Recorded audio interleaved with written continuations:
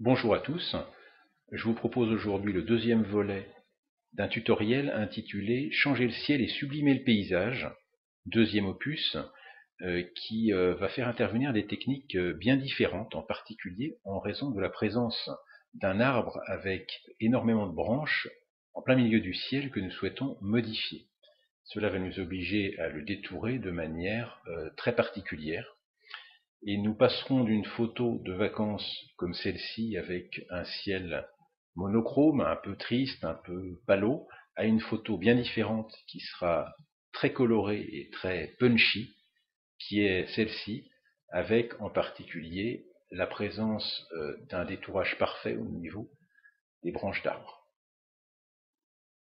Voilà, donc si ce tutoriel vous plaît, je vous propose de me rejoindre pour le début dans quelques instants.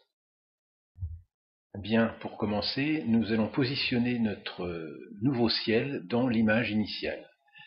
L'image qui contient le nouveau ciel, la voici. Nous utilisons donc l'outil de déplacement. On clique sur l'image, on déplace la souris sur l'onglet qui contient le paysage initial, on relâche la souris, on répond oui à l'avertissement de Photoshop, et là du coup on se retrouve avec un nouveau calque qui contient le ciel qui va remplacer l'ancien. Donc nous commençons par le positionner à gauche, ensuite avec la combinaison CTRL-T, nous allons utiliser une transformation manuelle qui va nous permettre de bien positionner notre ciel, notre coucher de soleil, par rapport à l'image initiale. Alors pour ce faire, nous allons diminuer l'opacité, la mettre à peu près à 50%, de manière à voir à la fois le paysage initial et le nouveau ciel. Voici, donc on voit, on essaye de positionner la limite de l'horizon. Alors on va avoir besoin d'une légère rotation dans ce sens, voilà, de manière à ce que la limite des nuages qui est sur la photo du nouveau ciel coïncide avec l'horizon ciel-mer de notre paysage. Voilà qui est fait. On appuie sur la touche Entrée pour valider, on remet l'opacité à 100%, et nous voici avec notre ciel positionné. Tout de suite on mémorise cette étape par un instantané que l'on va renommer position ciel. Je vais maintenant dupliquer l'arrière-plan qui est ici avec CTRL-J pour créer une copie que je vais passer en premier plan. Cette copie, nous allons lui donner un nom, sélection, et nous en profitons également pour renommer le ciel avec un nom plus explicite. Maintenant, nous allons sur le calque sélection. Le but de l'opération est donc de détourer l'ensemble de ces branches d'arbres et le paysage de manière à isoler le ciel du reste de l'image. Pour ce faire, nous allons utiliser la technique des couches qui est ici. Donc sur l'onglet couches, je vais sélectionner la couleur rouge, verte ou bleue qui correspond au maximum de contraste entre le ciel et le reste de l'image. Dans notre cas, c'est la couche bleue qui présente le meilleur contraste. Je sélectionne cette couche bleue. Avec sélection, tout sélectionner ou CTRL A, je sélectionne l'ensemble de l'image que je vais mémoriser avec édition, copier ou bien CTRL C. Je retourne au calque sélection, je crée un masque, je sélectionne ce masque en maintenant la touche Alt enfoncée, et nous allons via CTRL V ou édition coller, coller la couche bleue qui nous sert de sélection. La partie blanche est la partie qui va rester, la partie noire est la partie qui va être supprimée. En l'occurrence, ça correspond à l'inverse de ce que nous souhaitons, donc nous allons sélectionner le négatif de cette image par CTRL-I. Le blanc devient noir, le noir devient blanc. Si je regarde maintenant l'image que nous avons au final, nous avons bien remplacé le ciel un petit peu blanc que nous avions auparavant par le nouveau ciel. Bien entendu, il reste de nombreuses opérations pour obtenir un résultat correct. Voilà, pour cette étape, nous allons tout de suite mémoriser avec un nouvel instantané que nous appellerons masque ciel.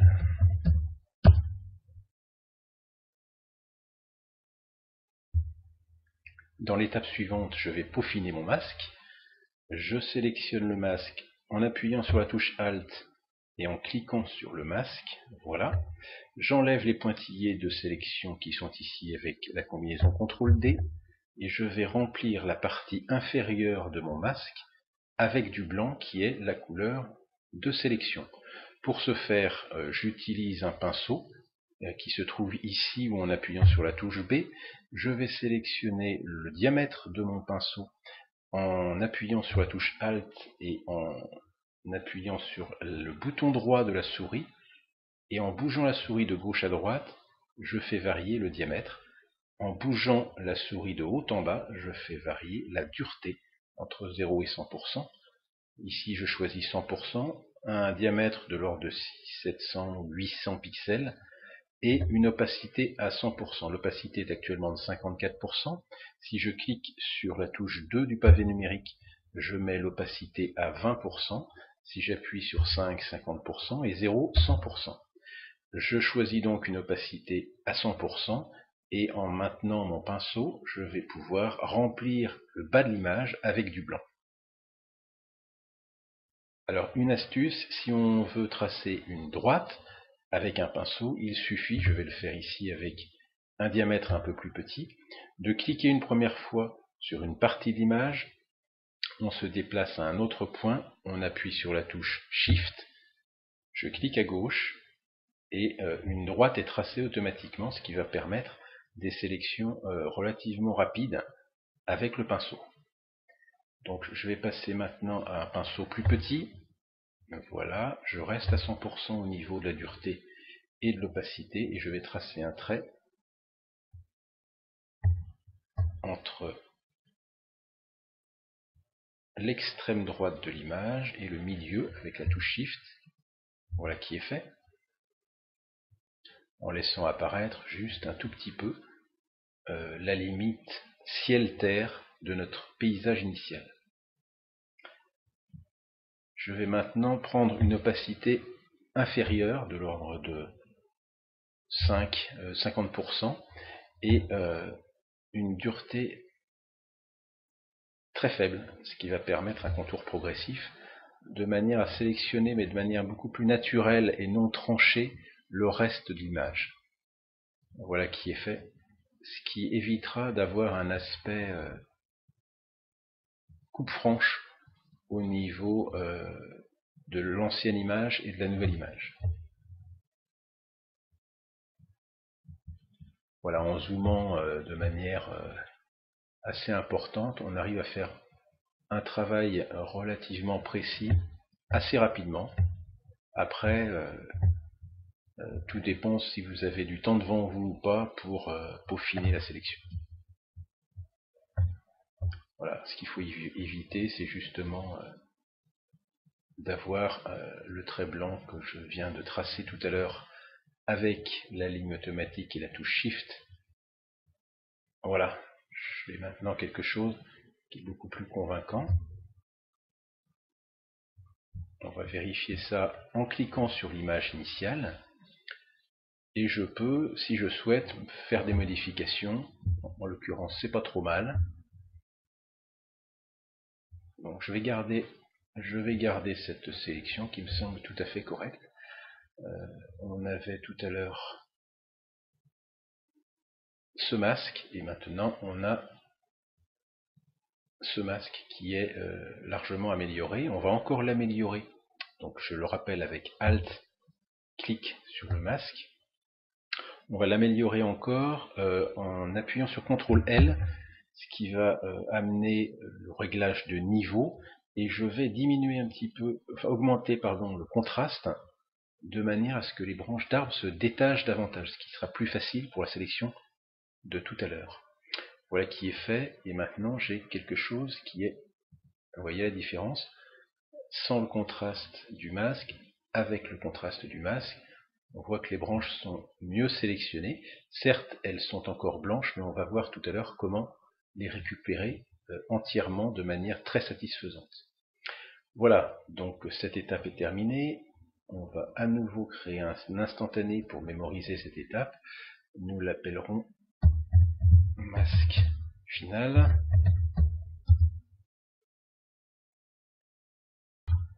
Nous allons à présent modifier les couleurs de notre ciel pour le rendre un petit peu plus punchy.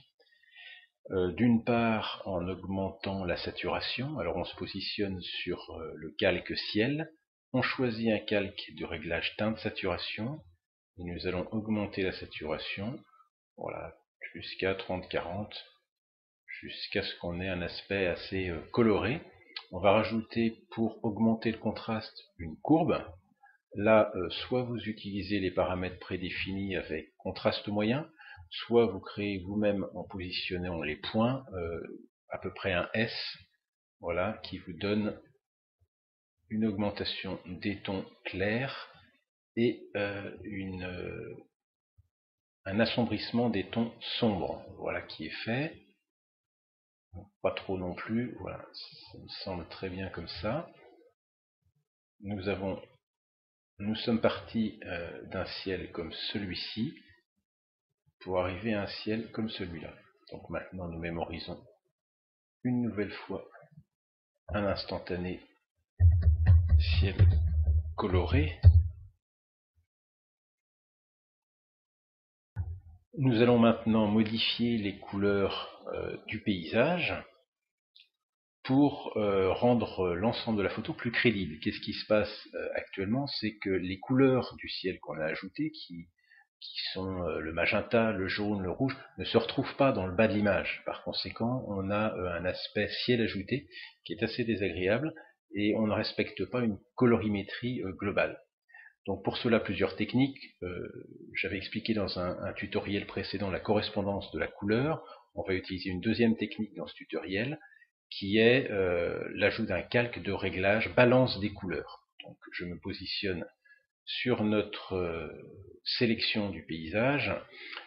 Ensuite, je prends le calque de réglage balance des couleurs. On va rajouter du rouge, du magenta, du jaune. Alors dans des proportions qui restent un petit peu à déterminer en fonction des goûts de chacun. Voilà, donc là, on a quelque chose de sympathique. Voilà. Alors on s'aperçoit que notre réglage ici s'applique à la totalité de l'image, c'est-à-dire l'ensemble des calques de notre image, alors qu'on voudrait que ce réglage ne s'applique que au dernier calque que l'on a appelé sélection, qui contient uniquement le paysage. Pour ce faire, on va se positionner entre les deux calques et on appuie sur la touche Alt et on clique à gauche sur la souris. Voilà.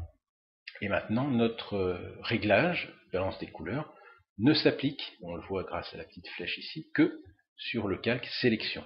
Avant, après.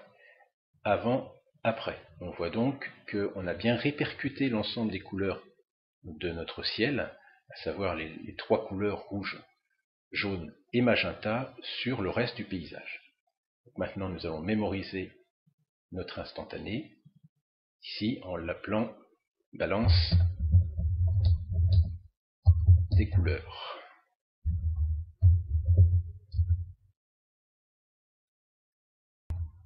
À présent, je vais essayer de faire réapparaître les branches d'arbres qui étaient présentes dans l'image d'origine, mais que notre détourage a rendu un petit peu grisâtre ici. Lorsqu'on zoome beaucoup, on s'aperçoit que cet aspect est assez désagréable à l'œil. Donc, je sélectionne une courbe que voici. Cette courbe, nous allons l'appliquer uniquement à notre sélection. Donc, je clique sur Alt de manière à rendre ce calque uniquement sélectif sur la sélection. Ensuite, en double-cliquant sur ce réglage, je vais pouvoir diminuer, assombrir l'image au point de faire ressortir, alors on va mieux le voir en zoomant un petit peu, voilà, au point de faire ressortir les branches. Alors ce qui s'est passé, c'est que l'image entière a été assombrie. Ce que je souhaite, c'est assombrir uniquement les branches d'arbres, c'est-à-dire le haut de l'image. Donc je vais sur mon masque qui a été créé automatiquement lorsque j'ai ajouté le calque, et sur ce masque je vais utiliser une fonction dégradée de manière à ne faire apparaître ce réglage que pour la partie blanche en haut de l'image, avant, après. Et on voit bien qu'ici, toutes les branches qui avaient disparu réapparaissent comme par miracle. On retrouve quelque chose de très propre au niveau des branches d'arbres, quelles qu'elles soient, avant, après. Avant, après. Voilà, je mémorise ma nouvelle étape. On va l'appeler branche. Et nous allons ajouter un dernier calque à notre sélection, une courbe de contraste léger, voilà, que nous allons appliquer uniquement à la sélection du paysage, et surtout avec un dégradé de manière, voilà, un petit peu plus, comme ceci, avant, après, donc c'est très léger, on peut peut-être encore le modifier un petit peu plus, voilà, avant, après, on crée un instantané contraste bas d'image, et nous allons pouvoir passer maintenant aux réglages globaux. À l'inverse des 3 calques que nous venons de créer, les 2 prochains calques vont s'appliquer à l'image globale et avoir un impact sur la totalité de notre photo. Donc nous créons tout d'abord une courbe qui va nous permettre d'éclaircir un petit peu l'ensemble parce que c'est assez sombre au final.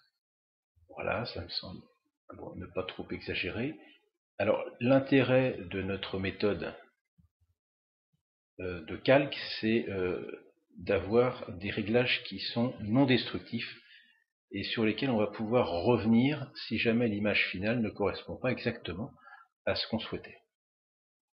Alors voilà pour l'éclaircissement. On va appeler ça clair. Et puis une autre courbe de contraste global, contraste moyen. Voilà. Alors attention à ne pas exagérer quand on effectue notre dosage. Voilà, ça me semble bien. Avant, après. Voilà. On crée un nouvel instantané réglage globaux. Et on peut passer à l'étape suivante. Nous allons maintenant rendre la photo plus réaliste en ajoutant des ombres qui vont correspondre à la projection de la lumière du coucher de soleil que nous avons ici, une lumière quasiment de face, qui devrait ombrer les végétaux de manière beaucoup plus accentuée que sur la photo initiale. Donc nous ajoutons un calque en mode incrustation. Nous allons peindre sur ce calque les ombres avec un pinceau, donc la couleur noire qui est sélectionnée ici, un pinceau avec une opacité de l'ordre de 30% pour commencer, mais un pinceau un petit peu moins gros, voilà. En particulier le bas des végétaux. De notre côté, puisque le soleil vient de face. Voilà, donc c'est une opération effectivement où on peut consacrer du temps. Tout dépend du degré de finesse qu'on souhaite obtenir au final. Et une fois qu'on a fait ce premier ombrage, on peut en ajouter un deuxième, beaucoup plus dégradé cette fois-ci, avec un pinceau plus large, mais une opacité inférieure, de l'ordre de 5%. Là, on peut cliquer plusieurs fois au même endroit hein, pour bien doser.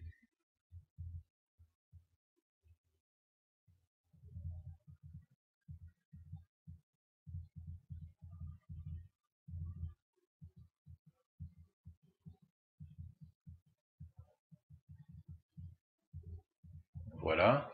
Une fois qu'on a terminé, on regarde le résultat en enlevant le calque et en le rajoutant, donc sans les ombres, avec les ombres. Si l'effet est trop important, on peut toujours soit passer le calque en mode lumière tamisée, ce qui rend l'effet un petit peu plus soft, soit laisser le mode incrustation et modifier l'opacité, qui permet de régler entre 0 et 100 notre effet. Voilà, donc là on le laisse à 100%,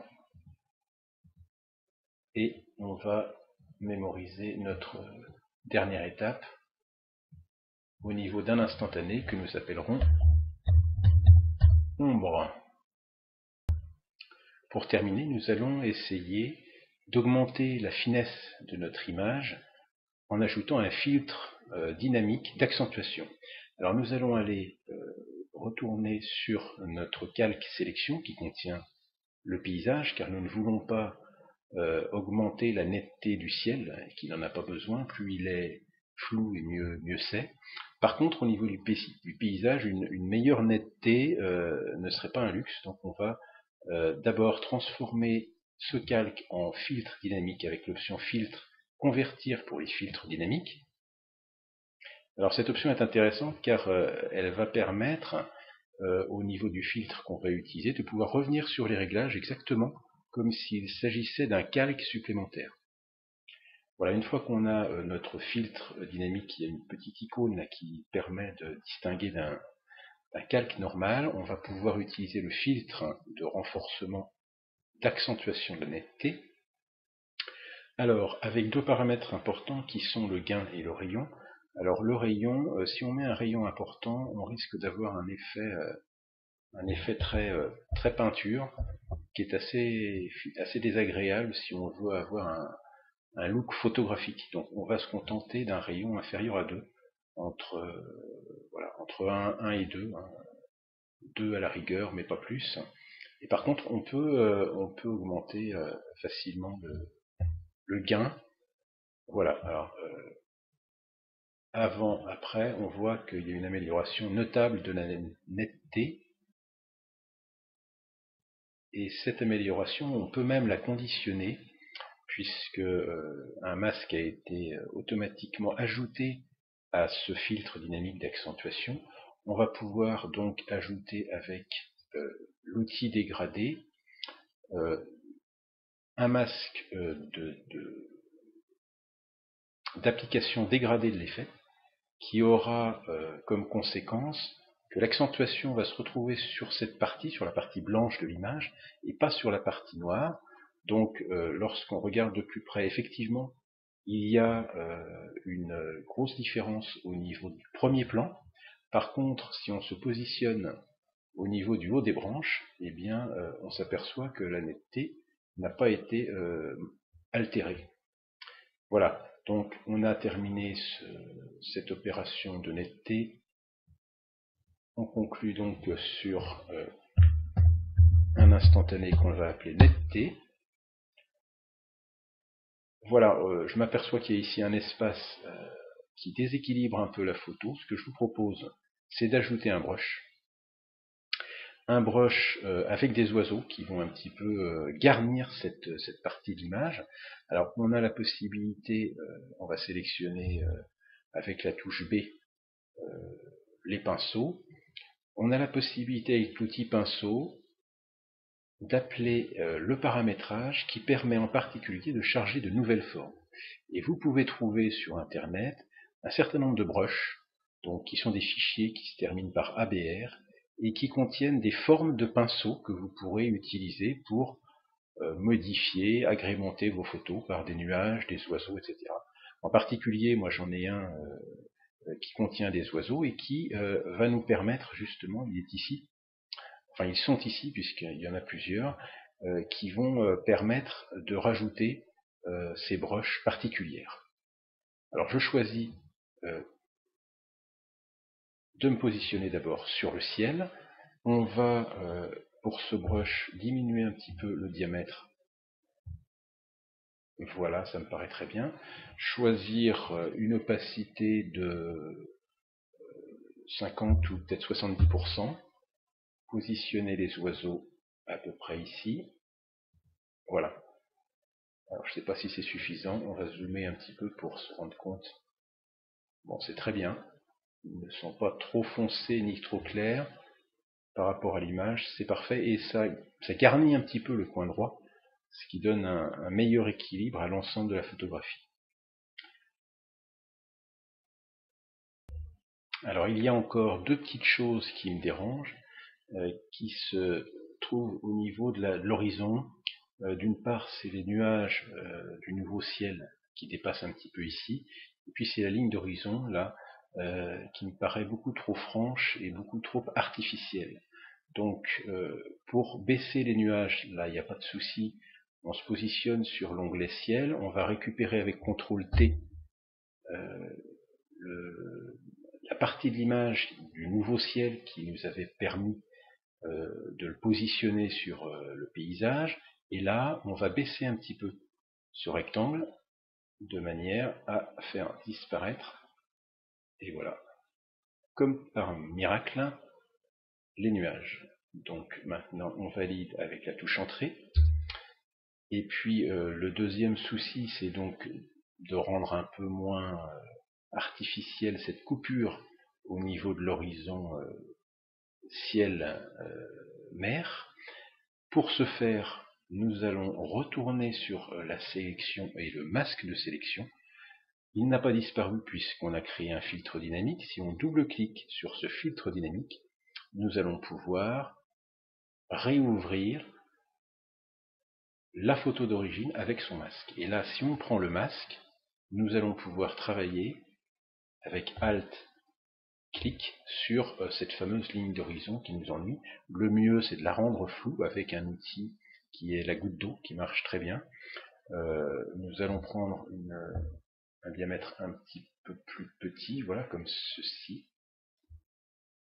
Et puis nous allons passer avec à plusieurs reprises sur cette ligne d'horizon pour la rendre beaucoup plus dégradée, beaucoup moins franche, et avoir une impression plus réaliste au niveau du rendu final.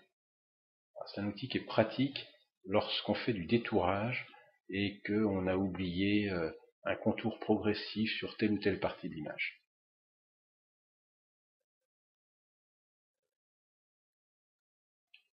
Voilà.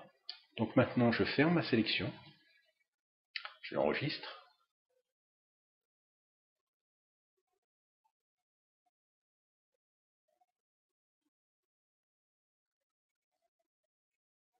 Alors il est en cours d'enregistrement. Voilà. Et là on s'aperçoit que une fois la sélection modifiée, et enregistrée bien sûr, on a modifié notre ligne d'horizon qui est maintenant tout à fait acceptable. Voyez la différence entre avant et après.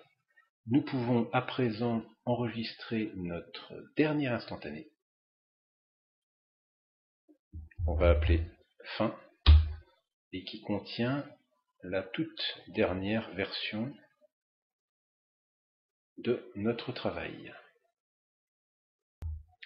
Avant de nous quitter, je vous propose de revoir les différentes étapes de notre réalisation. Nous sommes partis, je vous le rappelle, de 7 photos. Puis nous avons positionné le ciel, ajouté un masque que nous avons peaufiné. Ensuite, nous avons coloré le ciel, puis nous avons ajouté avec la balance des couleurs du rouge, du jaune et du magenta sur la partie basse de l'image. Ensuite, nous avons fait réapparaître les branches au niveau de l'arbre, ce qui donne un détourage quasi parfait. Ensuite, nous avons ajouté un peu de contraste sur le bas de l'image, des réglages globaux à la fois sur le ciel et le paysage, ajouter des ombres pour donner un aspect plus réaliste à notre photographie en fonction de la position du ciel, de la lumière, pardon, et enfin augmenter la netteté avec un dégradé de manière à ce que l'amélioration de la netteté ne se fasse que sur la partie basse de l'image. Vous voyez ici le masque qu'on a utilisé. Et puis enfin, ajouter un brush et effectuer 2 ou 3 dernières modifications avant l'enregistrement final. Voilà, j'espère que ce tutoriel vous aura plu. Amusez-vous bien. Ciao.